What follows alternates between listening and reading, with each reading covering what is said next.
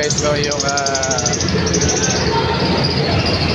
Northeast Sakayan, Malangga. Papunta na Quezon City, no?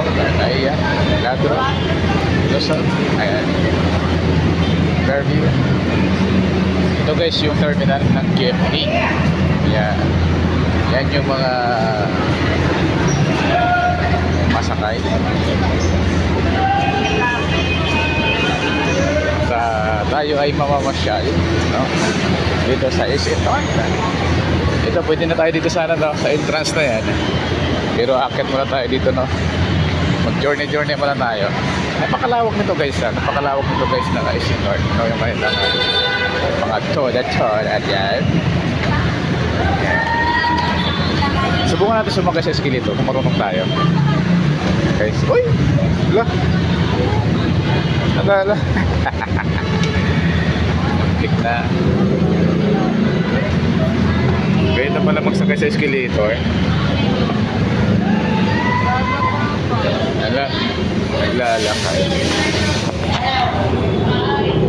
Ayan.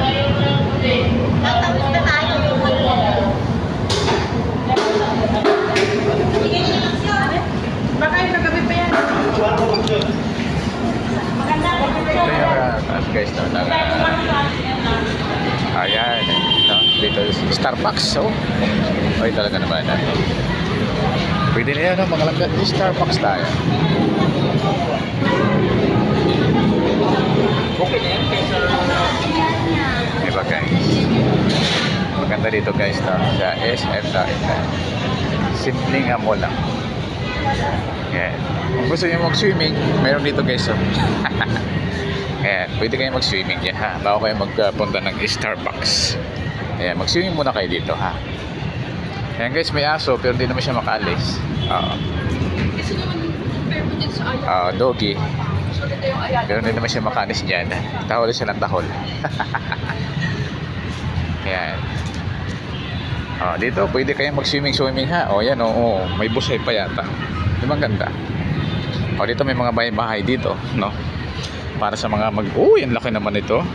Bakit hindi puti, no? Yung ano nila dito, ano ba yung tawag niya? Bakit pula? Bakit ganon? Di ba guys, kung kasama nyo yung inyong mga jowa, pwede na kayo dito, ha. Marami dito mga kain-kainan, food court sa SM North. Sa labas lang ito ng SM North, ha, mga langga. Pero tayo naman ay papasok tayo doon sa loob, no? Dahil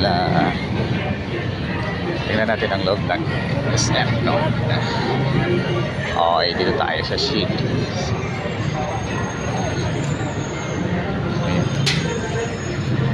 Tokyo, baka pwede na dyan.